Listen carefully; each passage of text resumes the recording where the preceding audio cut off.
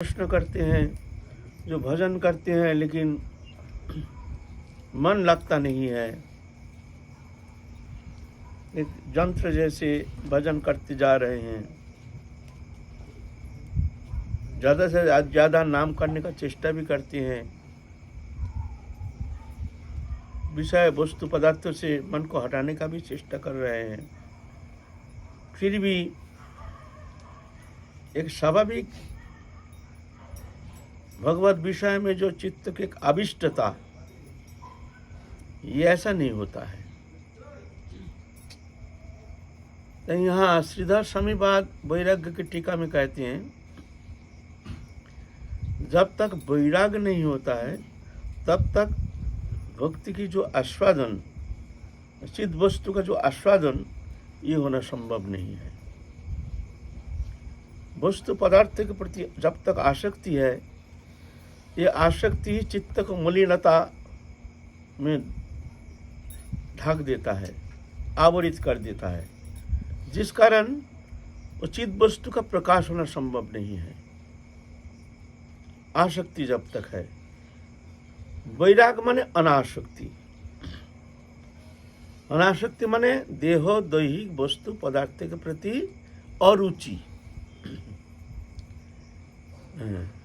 अरुचि कब होती है? जब वस्तु के प्रति हम जान जाते हैं जो वस्तु ये हमारे दुख का कारण है, ये अनित्य पदार्थ है, ये हमारे भजन के लिए बाधा है। ऐसे जब दृढ़ निश्चय करके हम जान लेते हैं, तभी जा करके धीरे धीरे मन हटाने के लिए हम चेष्टा करते हैं।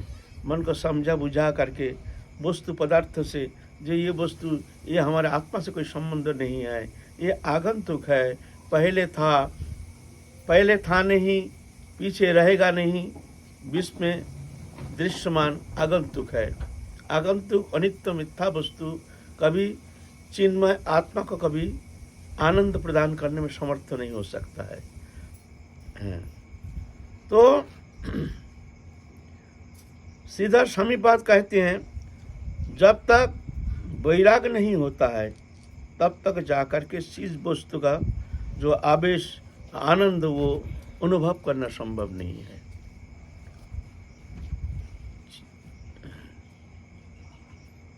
विषय आवेशित चित्तानां कृष्ण भक्ति सुदुर्लभा। हमारे शास्त्र कहते हैं विषय के प्रति आवेश। विषय किसको कहते हैं? न कृष्ण छोड़ करके दृश्यमान जागतिक वस्तु पदार्थ, शरीर से लेकर शरीर धर्मी जो भी वस्तु पदार्थ, दृश्यमान जागतिक वस्तु पदार्थ, यह है जड़ीय वस्तु। इसके प्रति जब तक आवेश रहता है, इसके प्रति हमारे आसक्ति रहती है, तब तक जा करके चिद अभिनिवेश बढ़ना संभव नहीं है।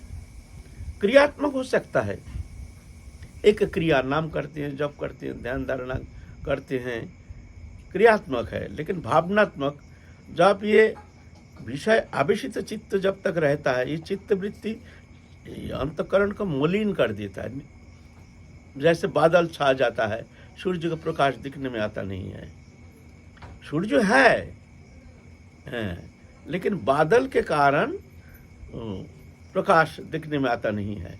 ऐसा ही भक्ति देवी है, ठाकुर जी हमारे लिए है, हम भी ठाकुर जी के हैं, लेकिन विश्व में आसक्ति जो के बादल छा गया है। ये दोष नहीं है, कोई ऐसा मत मानिए ये दोष है, ये अनादिकाल का हमारा स्वभाव बन गया है। ये ऐसा मत समझना ये दोष है, बहुत निंदित है, बहुत घृणित है, ऐसा नहीं समझना। ये जगत का संसार का ही नियम ऐसा है। यहाँ जो भी आता है वो भी ऐसे ही माया मोहित हो जाता है ना। माया ऐसे प्रबल है, दैवी जे सगुणमय मम माया दुरत्तया मामे वाजे प्रबद्धन्ते माया में तरंती थे। बोलते हैं ये दैवी माया, ये पार लगाना जीव का सामर्थ्य है नहीं, क्योंकि जीव मायाधीन, माया समस्त जीव जगत को आवरित करके रखा है। चैतन्य सत्य के ऊपर प्रभाव विस्तार करके, उसके स्वरूप सत्य को आवरित करके, उसको भ्रमित करके माया ही समस्त तत्परता दिखा रही है। जैसे मान लीजिए किसी को भूत पकड़ता है, भूत पकड़ता है तो उस समय उसका क्रियाकलाप जो दिखने में आता है वो सब उल्टा पलटा दिखने में समझ में आता है, स्वाभाविक नहीं है। कुछ ग्रह का कुछ चक्कर लग गया है, कोई कहते हैं ग्रह का चक्कर है, कोई कहते हैं भौतिक क्रिया है, कुछ भी हो तो स्वाभाविक नहीं रहता है। उस समय जो भी क्रिया दिखने में आता है उस जीव के ऊपर वो सब भौतिक क्रिया है। भूत सवार होने का कारण भूत उसके ऊपर हावी होकर के इस तरह से उसके माध्यम से भौतिक क्रिया होती है। ऐसे ही जीव चैतन्य सत्ता के ऊपर माया रूपी भूत सवार हो गया। भूत सवार होने के कारण क्रिया जो खा रहे हैं, पी रहे हैं, देख रहे हैं, सुन रहे हैं, जागतिक सब वस्तु पदार्थ अच्छा लग रहा है, मूल जो हमारे जो जहाँ से हम आए हैं और जहाँ जाना है इस विषय में हमारा कोई आग्रह नहीं, कोई चेष्टा नहीं, कोई समझ है नहीं, कोई आग्रह नहीं है, कोई कहने से भी सुनने के लिए तैयार नहीं है, मानने के लिए तैयार नहीं है। कारण क्या है? ये ग्रह जो ये माया इस तरह से हावी होकर के हमको भ्रमित कर रहा है।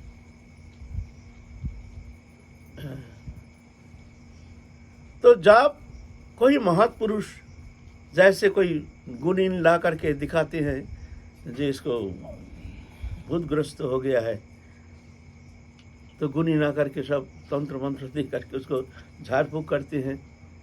ऐसे ही गुरु अनुभवी दृष्टा गुरु सब नहीं, सबके द्वारा ये भूत को हटाना संभव नहीं है। दृष्टा गुरु, अनुभवी गुरु, आचरणशील गुरु होना चाहिए, सदगुरु पदवाच्य। जो सदगुरु हैं वही ये माया रूपी भूत को हटाने में समर्थ हैं।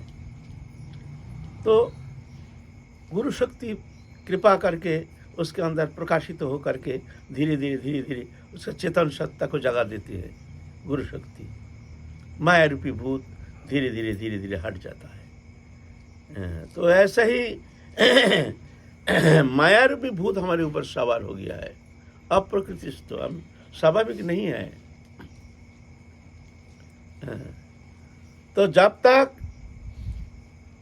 दृश्यमान जागतिक वस्तु पदार्थ के प्रति आसक्ति रहती है तब तक जा करके वो भक्ति रस जो है वो आस्वादन करना कदापि संभव नहीं है। ये वैराग चाहिए। वैराग माने अनासक्ति। वैराग माने घर छोड़ना नहीं। घर छोड़ने से वैराग नहीं होता है। घर में रहने से भोगी नहीं होता है। जंगल में जाने से त्यागी नहीं होता है।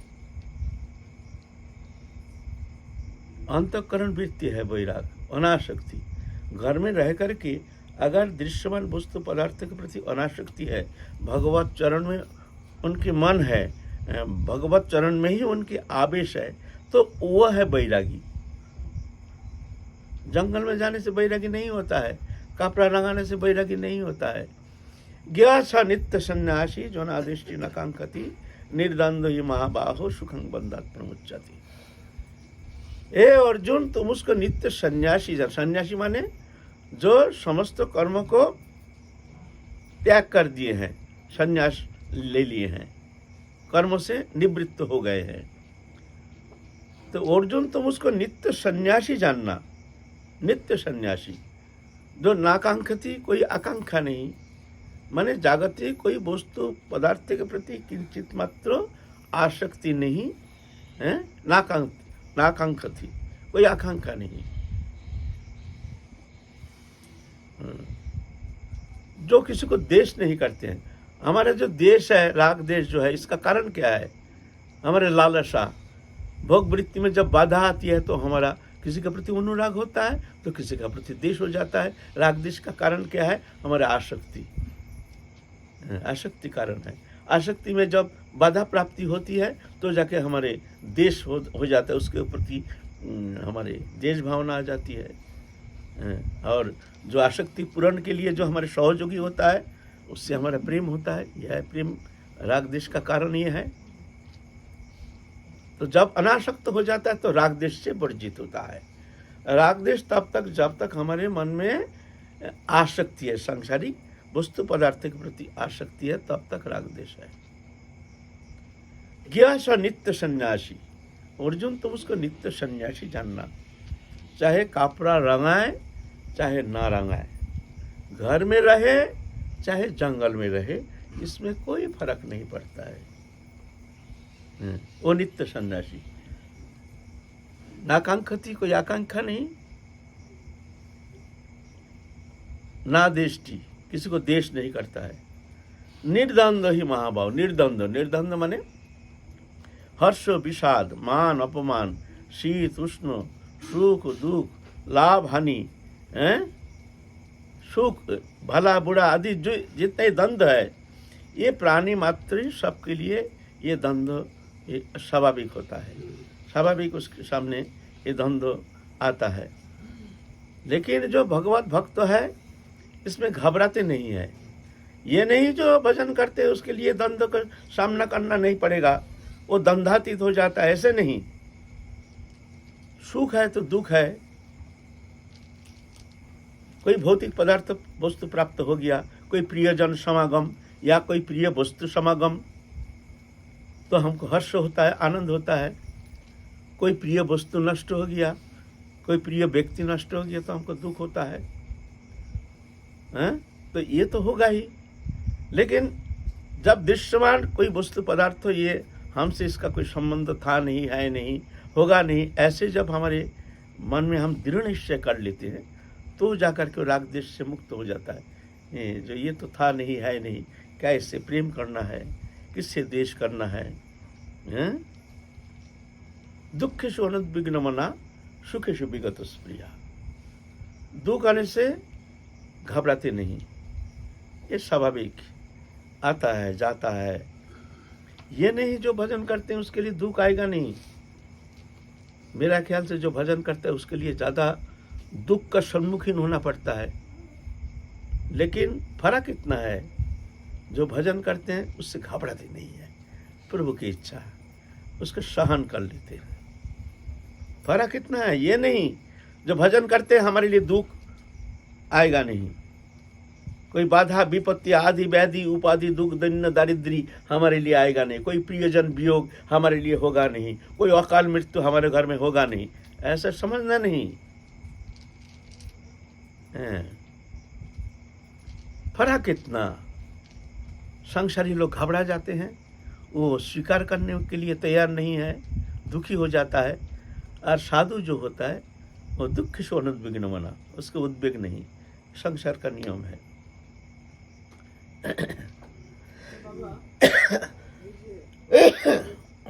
যেমন অর্জুন, যেমন উনি একদম কৃষ্ণের সাথে ছিলেন, ওনাকে এইভাবে উপদেশ দিল, বিশ্ব রূপও দেখালো, তবুও উনি যখন অভিমন্যুর মৃত্যু আসলো ভেঙে গেল। তো মানে উনিও নিজেকে কন্ট্রোল করতে পারছে না ভগবান সাথে থাকার পর, তো ওটা কিভাবে হয়ে যায়? भैया प्रश्न कर रहे हैं, भगवान ने अर्जुन को तो गीता उपदेश किए हैं, 700 श्लोक 18 अध्याय, विश्वरूप भी दर्शन कराए हैं, फिर भी अर्जुन का भ्रम नहीं गया। अभिमन्यु को जो सप्तरथी मिलकर के अन्याय रूप से उसको हत्या कर दिया, बहुत रोए, बहुत घबरा गए, ऐसा क्यों? ये तो भगवत इच्छा, भगवान लीला करेंगे, जब लीला करते लीला शक्ति इस तरह से ऐसे मोहित करके लीला प्रकटन करते हैं, नहीं तो लीला होगी नहीं। अर्जुन अगर उस समय तुरीयावस्था में पहुंच जाता है तो उसके द्वारा युद्ध करना संभव नहीं, युद्ध होगा ही नहीं। कौन किससे युद्ध करेगा? युद्ध करने का प्रयोजन क्या है ना? तो ऐसा नहीं, ये जब भगवान लीला करते हैं तो इस तरह से लीला शक्ति उसको बुद्धि को आवरित करके जैसे भगवान चाहते हैं तदनुसार लीला प्रकटन करते हैं। वही चीज जब श्रीवास ठाकुर का घर में हुआ तो उनको कुछ नहीं फील हुआ, जब मतलब उनका बेटे का देहांत हुआ तो आनंद में नृत्य कर रहे थे श्रीवास पंडित, दोनों अलग अलग। तो ऐसे ही है, ये तो भगवान लीला करेंगे, इसलिए जब लीला करते हैं तो अगर मान लो ऐसे मोहित नहीं करेंगे तो जा करके उस स्थिति में अगर मन पहुंच जाए तो उसके द्वारा कोई क्रिया संभव नहीं है। हम लोग क्रिया करते हैं मन के द्वारा।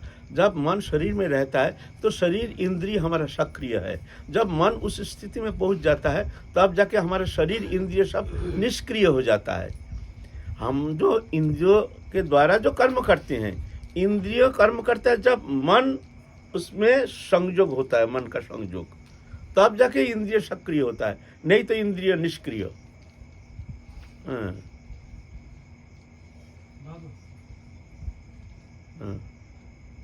ये भगवान ने फिर माया की रचना क्यों की?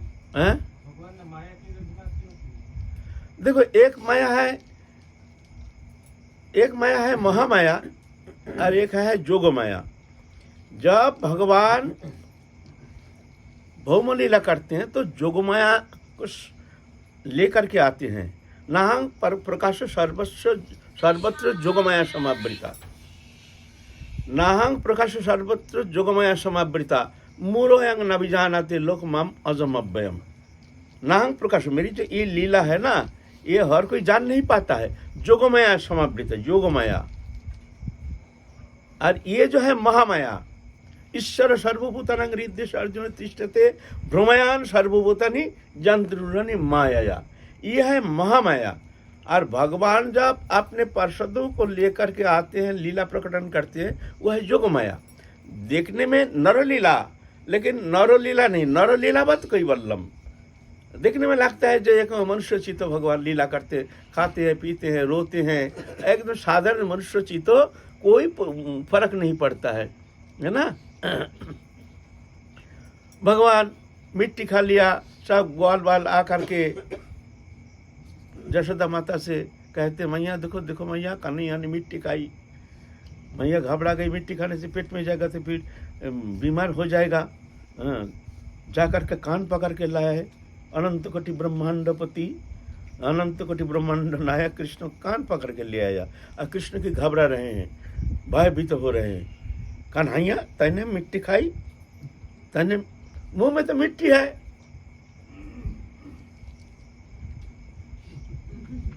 मुड़ो खोल। आप और घबरा गया। अबे मुंह खोलने से तो मिट्टी देख लेगा तो फिर तो क्या होगा, झमेला हो जाएगा। हैं? तुरंत जोगमाया आकर के आवृत कर लिया, जोगमाया आकर प्रकाशित हो गया। ये जोगमाया के खेल है। जोगमाया आकर के तुरंत जब मुंह खोला तो मुख विवर में देखते हैं अनंत कोटि ब्रह्मांड, सृष्टि स्थिति प्रलय सब देख रहे हैं, अनंत कोटि ब्रह्मांड देख रहे हैं।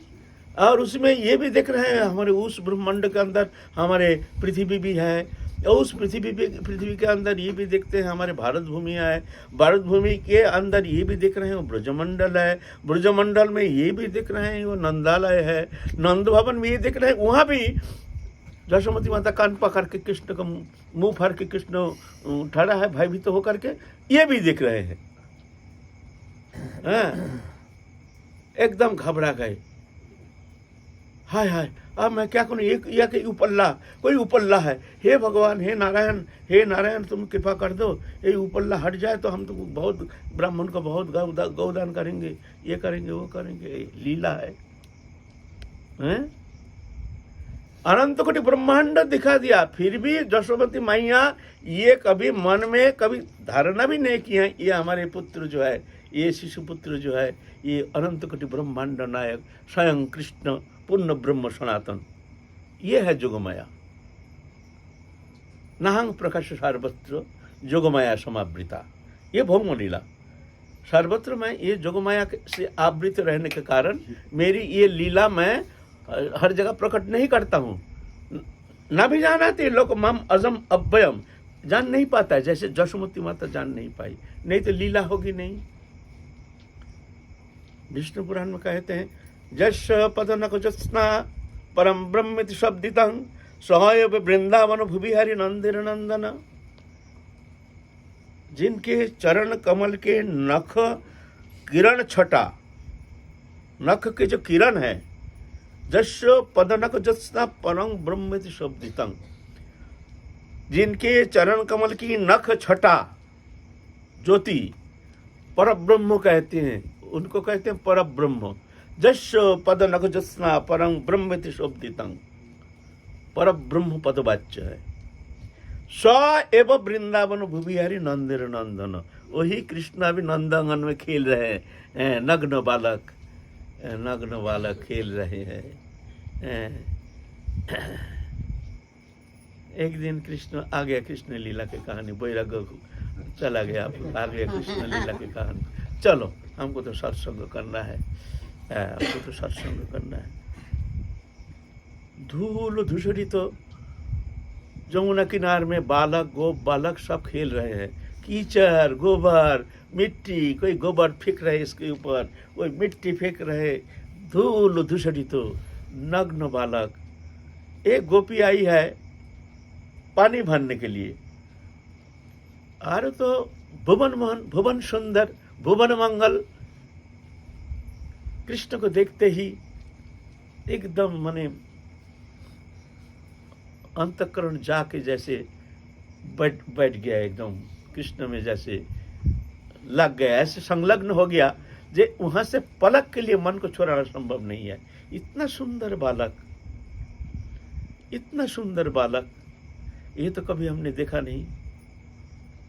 भुवन सुंदर भुवन मंगल। फिर मन में सोच रहे हैं, आहा इसका माँ कितना कठोर है, देखो इतना सुंदर बालक अगर मेरा बालक होता तो हम कितना सुंदर नहला धुला करके, कितना सुंदर श्रृंगार करके किसने गोदी में भर के रख देते। इनका माँ देखो कैसे कठोर दिल है। बच्चा ऐसे कीचड़ में लोटपोट खा रहा है, गोबर कीचड़, मुंह में कीचड़ लगा, यहाँ गोबर लगा हुआ यहाँ, लेकिन शरीर जो है वो तो भगवान तो है ही है। भुवन सुंदर, सुंदर सुंदर तो भुवन सुंदर, श्याम सुंदर, उससे बढ़कर सुंदर तो अनंत कोटि ब्रह्मांड में और कुछ कोई वस्तु पदार्थ है नहीं। कृष्ण कर्षयति इति कृष्ण, समस्त जीव जगत को आकर्षित करने में समर्थ है, आकर्षण करते हैं, इसीलिए उनके नाम कृष्ण। तो आकर्षण शक्ति तो वो गोपी का मन तो अपने हाथ से छूट गया, वहां से चलना ही मुश्किल हो गया। आहा हा, ऐसे बालक अगर मेरा होता कितना सुंदर होता। तो कृष्ण भी देख रहे हैं टकटकी लगा करके, तो सीधा तो देखते नहीं ना, टेढ़ा देखते हैं। तो कृष्ण का एक स्वभाव है, वो कभी सीधा देखते नहीं है ना। और ये आंख ना टेढ़ा करके देखेंगे, ऐसा हम लोग देखते हैं ना, ऐसा नहीं देखेंगे, ऐसा। अच्छा कोई सामने होता है, सामने तो तुम तो टेढ़ा नहीं कर पाओगे, तो सीधा देखना पड़ेगा। कृष्ण ऐसा नहीं, सामने में भी टेढ़ा देखेंगे। कैसे जानते हैं? जैसे सामने ठाड़ा है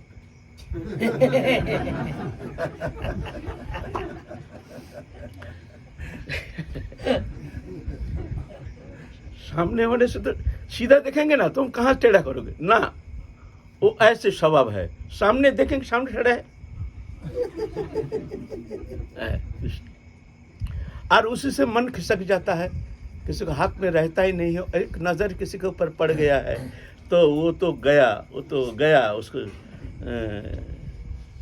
अब कृष्ण लीला कथा आ रही है, चलो इसी में चलने दो, हाँ हमको सत्संग करना है।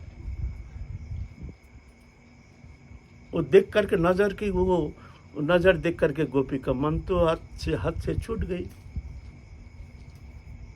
और आके ऐसे करके कमर में हाथ दे करके ऐसे टेढ़े नजर से देख रही है, कृष्ण देख रहे हैं। गोपी कहती है, लाला तू जाएगा मेरे साथ? कहाँ? मेरे घर। हाँ जाऊंगा, लेकिन तुम हमको प्यार करोगे? बोले खूब प्यार करूंगी। कितनी प्यार करोगे?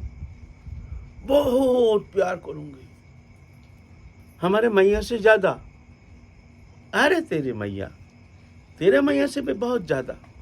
तब तो मैं जाऊंगा, तुम्हारे साथ जाऊंगा, चलो। तो गोपी ने पानी भर करके इधर ले लिया माथे में, लो हमको गोदी में लो, ले लिया इधर कंधे में। यहाँ नहीं, उधर मैं बैठूंगा। अच्छा उधर के यहाँ ले लिया, नहीं यहाँ नहीं, मैं पीठ में बैठूंगा। पीठ में ले लिया, नहीं नहीं यहाँ नहीं, मैं तो छाती में बैठूंगा। तो ऐसा कर पागल कर दिया। हैं?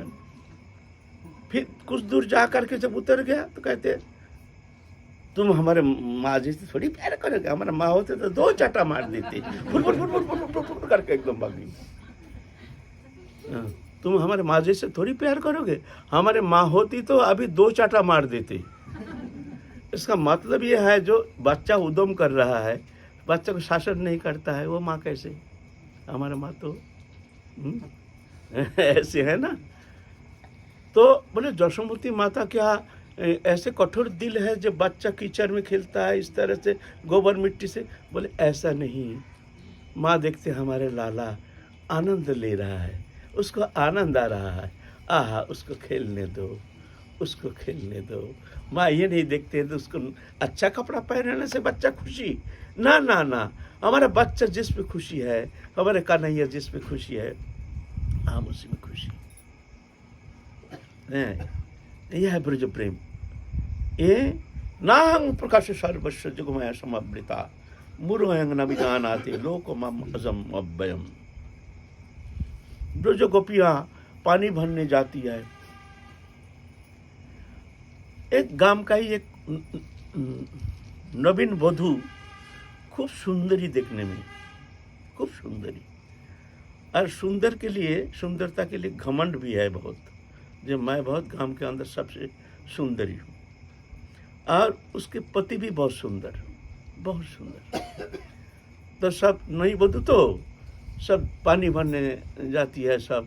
और एक कृष्ण का था, वो सब गोपी सब कृष्ण गोपी है, कृष्ण स्नेहादि का गोपी है।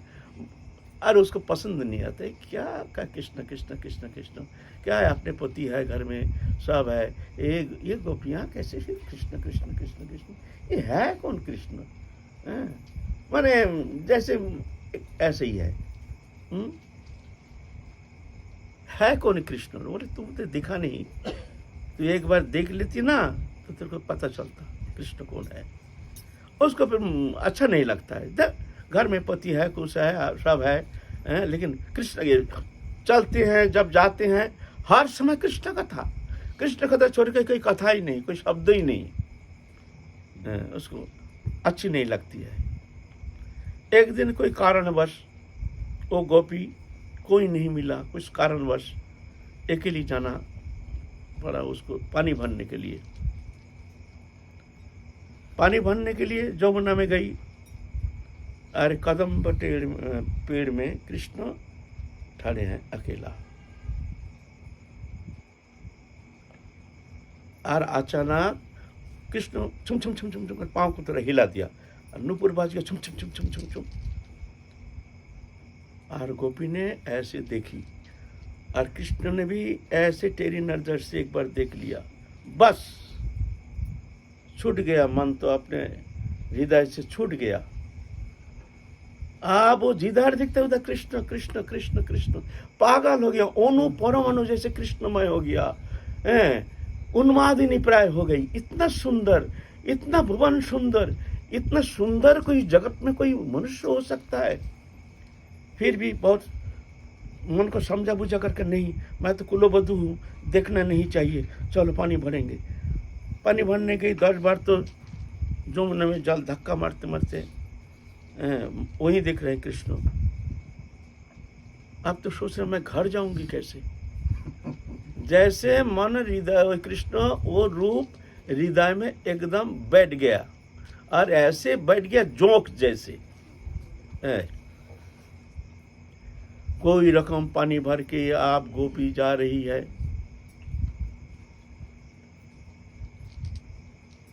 आप सोची कि वो पुरुष चली गई, क्या है यहाँ देखो थोड़ा। तो ऐसे करके थोड़ा सा देखो, क्यूरियसिटी ना है कि नहीं, देखो थोड़ा सा, इतना सुंदर। बहुत कोशिश करके भी मन को अपने बस में रखने में असमर्थ हो गई, नहीं थोड़ा सा देख लो, थोड़ा सा देख लो। देखते जब कृष्ण के नजर से नजर मिला, देख कृष्ण ने हंस दिया, और भाई वो हंसी देख करके आप तो हो गया गोपी का समाप्त। पहले तो थोड़ा सा मार दिया था, अभी तो पूरा जान से मार दिया। आप क्या करें, आप रास्ता तो दिखता नहीं है, आप तो कृष्ण कृष्ण दिख रहा है। बड़ी कष्ट से आस्ते आस्ते जा रही है, रास्ता फास्ता कुछ दिखता नहीं है। हाय भगवान, ये क्या देखा मैंने, कोई विचार बुद्धि कुछ काम कर नहीं सकता है, मन ऐसे फंस गया, अपने चेष्टा के अतीत हो गया, कोई चेष्टा कोई काम नहीं कर रहा है। अब घर पहुंचूं कैसे। अब गोपी जा रही है, जाते जाते बहुत दूर गई, सोचे एक बार देख लूं वो गई है कि नहीं, वो पुरुष गई है कि नहीं, थोड़ा देख लूं। कृष्ण गए नहीं। जब वो कृष्ण की तरफ देख, कृष्ण ने हाथ भी हिला दिया, सत्यानाश हो गया, जा वही घड़ा फूट गया। वही घड़ा फूट गया। और गोपी अब घर जाए तो घर भी दिखता नहीं उसको। घर में जब आई देखते वो बहू पागल हो गई है, सास देखते हैं ये बहू कैसे बुढ़ी बुढ़ा रही है। ऐसे है कृष्ण है, सन्मोहिनी पड़ा, ऐसे कृष्ण है ना। तो ये अगम्य लीला, वो तो जगतपति जगन्नाथ, वो आत्मा के पति है, सबके पति है, जगतपति है। वो सबको आकर्षण करते हैं, सबके हृदय में विराजमान है। पिता अहम अश्व जगत माता तथा पितामह वेदम पवित्र मोह करे रिक्षाम जोजुरे वचा गतिर्भत्ता प्रभु साक्षी निवसं शरणं सुरित प्रभवा पुरलय स्थानं निदानं बीजमभयम् तपम महमं वर्षं निग्रहणमत्र उच्छमिज अमृतंज विमित्युश्च सदृश्च अर्जुन। मैं पिता हूँ, पिता अहम अश्व जगतो, माता धाता पितामह हूँ, गति भर्ता, भर्ता माने पति, शरीर के पति है। ये जो भौतिक पति है ये तो शरीर का पति है, और कृष्ण है आत्मा के पति, जगतपति जगन्नाथ है ना। इसीलिए इसमें दोष नहीं लगता है। जो ये गोपियाँ व्यभिचारी नहीं, वो आत्मा के पति हैं, ये तो शरीर का पति है। अभिन्न अखंड सत्ता है। मामई वांश जीवलोक जीवभूत सनातन मन षष्ठानि इंद्रियानि। भगवत अंश होकर के इस तरह से प्रकृति से आकर के लिप्त होकर जड़ीय माया से, जड़ीय प्रकृति से, चतुर्विंशति तत्व से इस तरह से तदात्म होकर अपने स्वरूप भूल करके, अपने पति को भूल करके, कृष्ण है पति, उनको भूल करके संसार चक्र में घूम रहा है। यह है माया। तो जब तक दृश्यमान जागतिक वस्तु पदार्थ के प्रति अनासक्ति नहीं होती है, तब तक जाकर के वो परम पुरुष का जो प्रेम, उसका आस्वादन करना कदापि संभव नहीं। इसीलिए वैराग, विचार विमर्श करके, चिंता करके, धीरे धीरे मन जहाँ जहाँ मन की आसक्ति है उसको विचार पूर्वक धीरे धीरे त्याग देना चाहिए। विचार करके, शरीर से नहीं। कोई अगर सोचे जे शरीर से हम संसार बंधन का कारण, स्त्री पुत्र कुटुंब परिवार बंधन का कारण हम छोड़ छाड़ के वृंदावन चले जाएंगे, कुछ नहीं होगा।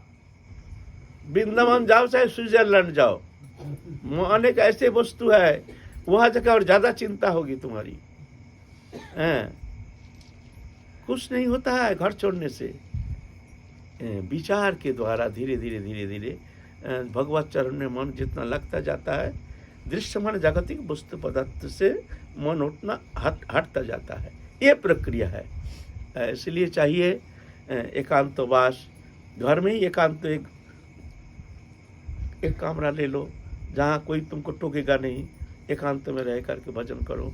व्यावहारिक विषयी लोगों से दूर, नाम जप, ध्यान धारणा, उपासना, तत्सहित विचार पूर्वक अपने स्त्री कुटुंब परिवार पुत्र कन्या आदि से विचार पूर्वक मन से आसक्ति हटाओ, शरीर से नहीं।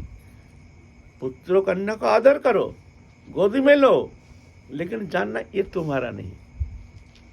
जैसे करोड़पति घर में नौकरानी है, मालिक के पुत्र को खूब आदर करते, मेरा गोपाल मेरा गोपाल, लेकिन मन से जानता है ये मेरा कोई नहीं है। ऐसे ही संसार में तुम जानना ये तुम्हारा कोई नहीं है, तो जब अनासक्त हो जाओगे बहुत जल्दी। अगर मन से अगर उसमें तुम लिप्त हो जाओगे तो जाकर के बंधन का कारण बन जाएगा, फिर जाके भजन में वो रस प्राप्त करना संभव होगा नहीं। आसक्ति तो बिना उनकी कृपा के तो जा नहीं सकते। वैश्या भी निवर्तनते निराहारस्य देहिनः रस रसो रसभज्जं रसपश्य परं दृष्ट निवर्तते। तो जब भगवान इस बात को कह ही रहे हैं तो जीव के हाथ में तो कुछ ताकत रही नहीं, अब वो तो उनकी कृपा से ही जाएगा। देखो कृपा क्या होती है? कृपा सबके प्रति कृपा है, ऐसा नहीं है भगवान की कृपा व्यक्ति विशेष के प्रति, भक्त विशेष के प्रति उनकी कृपा है, ऐसे नहीं समझना चाहिए। जैसे सूर्य हर जगह किरण देते हैं समान, किरण में कोई तारतम्य है नहीं, ऐसे ही भगवत कृपा बरस रही है। जैसे सूर्य किरण उसका रिफ्लेक्शन कैपेसिटी, जो वस्तु स्वच्छ होता है उसमें उसका रिफ्लेक्शन ज़्यादा दिखता है। सूर्य का कार्पण्य नहीं, सूर्य तो समान दे रहे हैं, लेकिन उस स्वच्छता के आधार पर उसका रिफ्लेक्शन कैपेसिटी है ना। जो वस्तु ज़्यादा स्वच्छ, जैसे कांच में एकदम पूरा सूर्य का प्रकाश, पत्थर में कोई प्रकाश नहीं, ये कृपा के कोई तारतम्य नहीं है। जो धारण कर लेते हैं, धारण शक्ति है, धारण करके वो आचरण करने के लिए प्रयत्न करते हैं, प्रयत्न करके जब असमर्थ हो जाते हैं तब रोते हैं, पीटते हैं, भगवान से प्रार्थना करते हैं, तो अब जा करके तुम वो कृपा तुम अनुभव करोगे। कृपा हो रही है, आप निश्चिष्ट होकर के, निष्क्रिय होकर के बैठे हैं, भगवत कृपा होगी तब जाके हमारे वैराग्य होगा। बैठे रहो और बैठे रहो, तुम्हारी तो चिंता ही नहीं, अच्छा लग रहा है, भगवान कृपा करेंगे तब वैराग्य होगा। चेष्टा, पल पल क्षण क्षण हमारे सामने जो समय बीते जा रहा है, हम कहाँ फंसे हुए हैं, हमारे मन कहाँ फंसा हुआ है, ये जान करके व्याकुलित होना चाहिए, विचलित होना चाहिए, उत्कंठा व्याकुलता लेकर के भगवान से प्रार्थना करनी चाहिए, प्रभु हमको रक्षा करो, रक्षा करो, रक्षा करो, प्रभु ये विषय से हम हमारे मन को मुक्त कर दो, हमारे अपनी चेष्टा के द्वारा हम अनंत काल भी इससे मुक्त होना संभव नहीं है, प्रभु तुम हमको कृपा करो। अश्रुधारा से हृदय को इस तरह से अश्रुधारा से शुद्ध करो, फिर भगवत कृपा तुम अनुभव करोगे। हमारा कोई प्रार्थना ही नहीं, कभी तुमने प्रार्थना किया प्रभु ये माया से हमको मुक्त कर दो, अश्रुधारा बहा करके तुमने कभी प्रार्थना किया?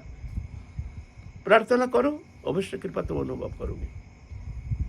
निश्चिष्टता, निष्क्रियता ये कृपा नहीं, जब तब जाके कृपा होगी तब हम भजन करेंगे। यत्न आग्रह बिना कृष्ण ना जन्मे प्रेमा, प्रयत्न माने साधन चेष्टा और आग्रह नहीं रहा है, और होना चाहिए, नहीं हो रहा, हम बहुत फंसे हुए हैं, हम में बहुत कमी है। बोलिए। लेकिन अगर माया इतनी अच्छी लग रही हो कि प्रार्थना करने का भी मन नहीं कर रहा, माया को छोड़ने का, ऐसी परिस्थिति तो आनंद लो।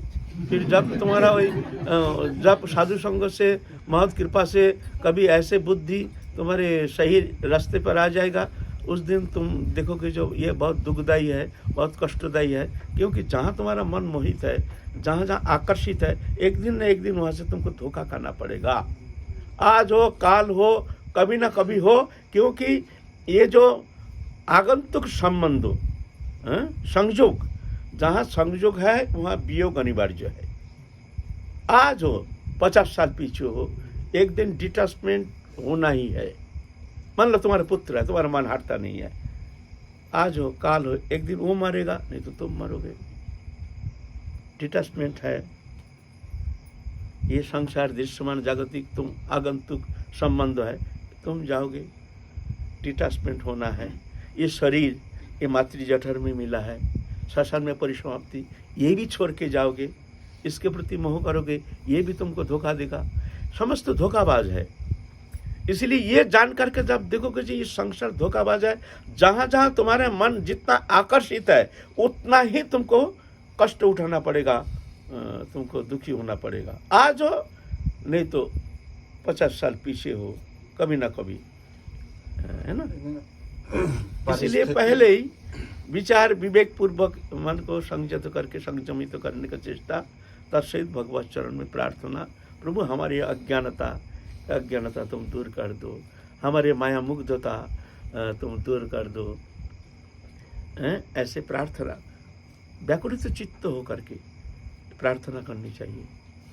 बाबा, निर्माण मोह जित संग दोषा जो आपने बताया, तो संग दोष को जीतने के लिए कैसे चेष्टा में क्या करना चाहिए?